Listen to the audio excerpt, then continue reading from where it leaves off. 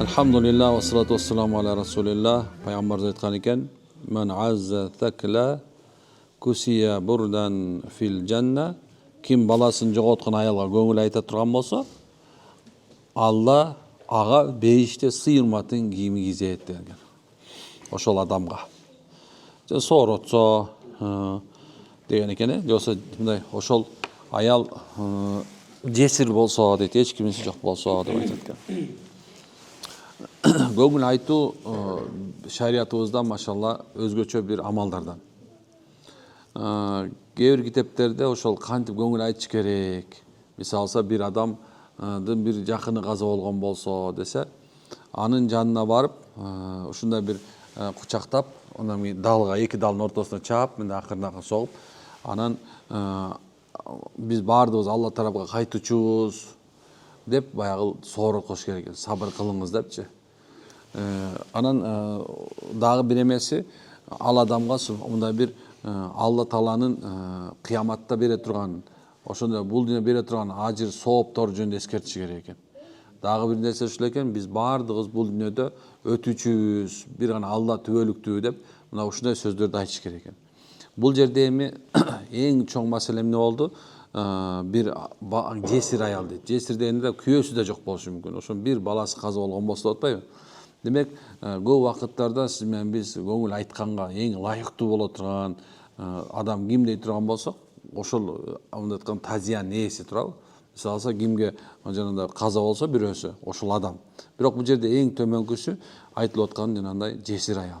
Мындай ошонун баласы каза болсо дейт. Эми пайгамбарыбыз негизинде ала турган болсок, өлүмдөр аябай көп болгон убакыттар болгон да, аябай көп. Адамдар субханалла айтканда азыр пачкалап каза болгон убакыттар болгон. Ачкадан, чумадан, азыркы мезгилде жанакы кандай десем, чума оорусу жок да, тоон деп коет да. Мурун кадимгидей эле чума оорусу жүргөндө бир шаар болуп элде кырылып кеткен да, жок болуп кеткен. Ошондой болгон. Ошол эле мезгилде кээ бирлери убакта согуш каты көп болгон себептен адамдар көпчүлүгү каза болуп калган. Ошол мезгилдерде дагы лекен биз мусулмандар кандай десем, бул Алладан жазылган нерсе болду деп туруп, ошоно сабыр кылышкан. Негизи Куранда Алла Таала Бакара сүрөсүндө өзү бир аят айтат да. Ким дейт, биз берген мусибатка, оорчулукка сабыр кылган болсо, биз алардын алдында агып турган дарыялар, бейиштеги дарыяларды убада кылат Алла Таала. Анан дагы айтат ал жерде, алар качан оорчулук келгенде алар айтышат дейт. Ким деп айтышат десе, инна лиллахи ва инна илайхи раджиун. Биз Алла тараптан кайтып келгенбиз, Алла тарапка кайра кайтабыз деген сөздү айтыша турган болсо, аларга биз дарыялар агып турган бейишти убада кылдык деп сабыр кылгандарга айтат. Демек, өлүктө биз ушундай эле нерсе кылабыз болду. Эми жалпылай түрдө мисалы бир адам каза боло турган болсо, эмне кылышыбыз керек? Деши мүмкүн да, мисалы, мейли оңой эле экен. Эми ушинтип эле бүтүп калабы? Ага 3 жыл өткөзүшүбүз керекпи? 40 жыл өткөзүшүбүз керекпи? 7 жыл 40 жыл аш беришибиз керекпи десе, бул шариятта жок. Түшүнүңөрбү? Мисалы бир адам каза болду. Аны эмне кылыш керек десе, субханалла, жууп, кепиндеп, жаназасын окуп, анан коюп коюш керек. Анын аркасынан мүмкүн болсо, шариятта Куран окуса мустахаб болот. Жакшы сооптуу иш болуп эсептелет.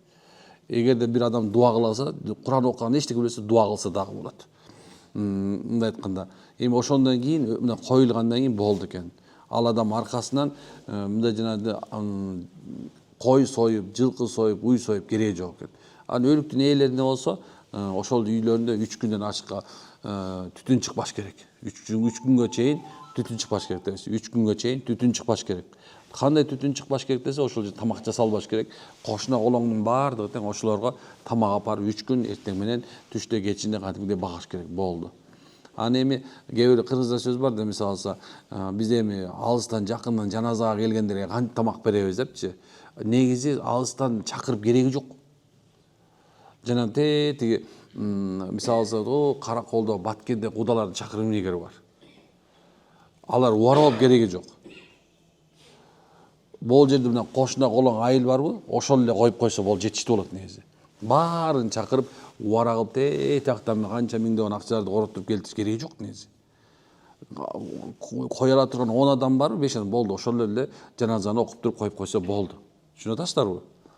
Анан мындай тияка чаптырып, бияка чаптырып деген нерсе кереги жок.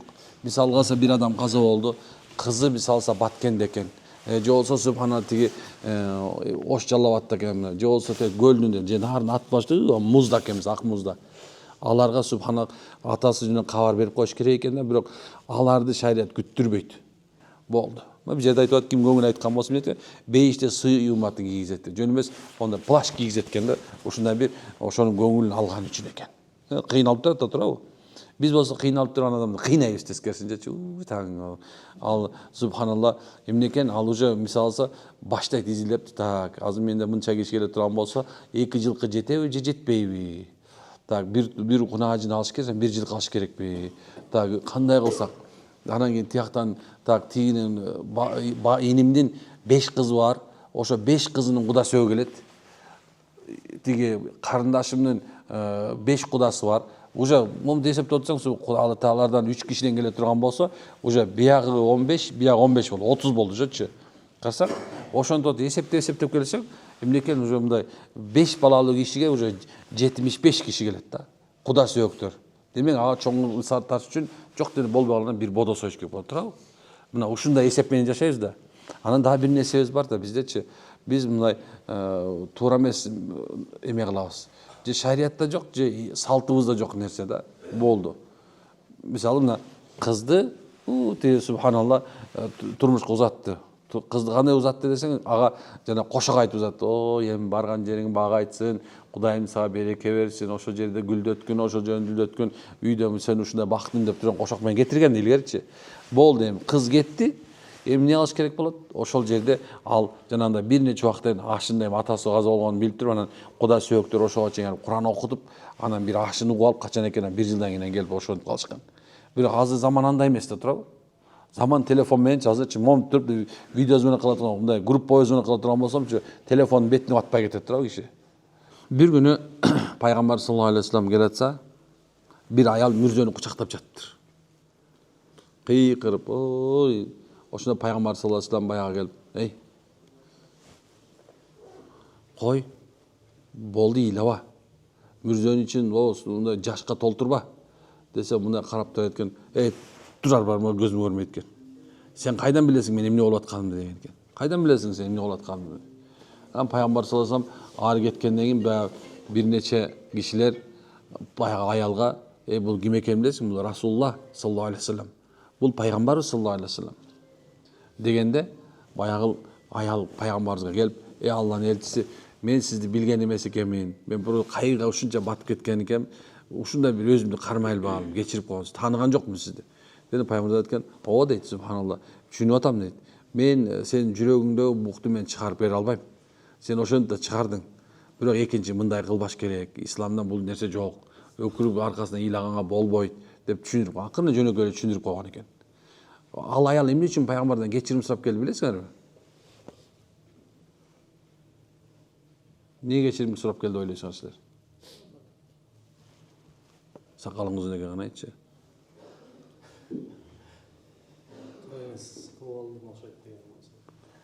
Кыска экен сакалың, айт. Пайгамбарыбызды билгенден кийин кечирим сурады го дейт пайгамбар. Эмне себептен сурады? Сабырыңызда пайгамбарыбыз. Чыккан. Келип көңүл айтканда каккансып койду. Тойда ойлонгула. Я стал эмне дейт? Эмне үчүн?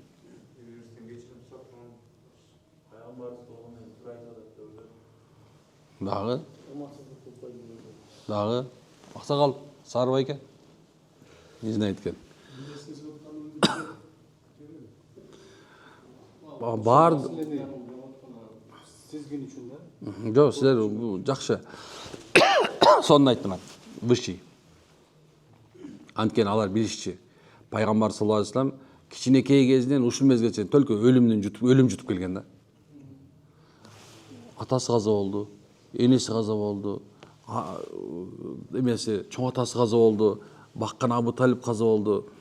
Субханалла, Хадича энебиз каза болду, 2 кызы каза болду. Пайгамбар 3 баласы каза болду. Пайгамбар саллаллаху алейхи вассаламдай пайгамбардын өмүр боюна окусаңчы, только пайгамбар только ушундай башына өлүм келип отуруп турган да.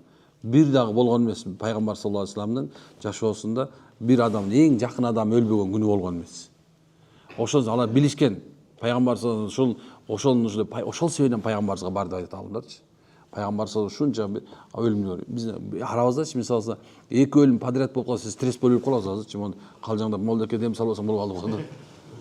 Экеле бир өлүп кала турган болсо, жок алыстан бирөө каза болуп калса ушундай эмес. Бирок пайгамбар саллаллаху алейхи вассалам 10одон 11өөгө 12 каза болгон пайгамбар саллаллаху алейхи вассалам. Ошол себептен эмне экен биз ошол аял пайгамбарыбыздын ушунча сабырдуу экенин билип туруп пайгамбарыбызга кечирим сураганы барган деп аалымдар айтат экен.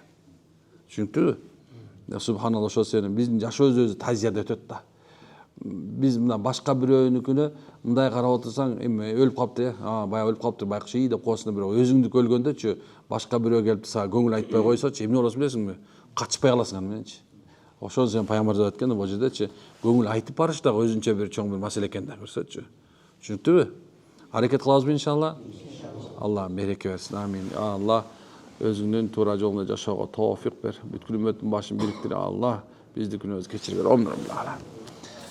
Алла разы болсун, бизден кечиресиздер, машалла. Тазияны билдиңиздер.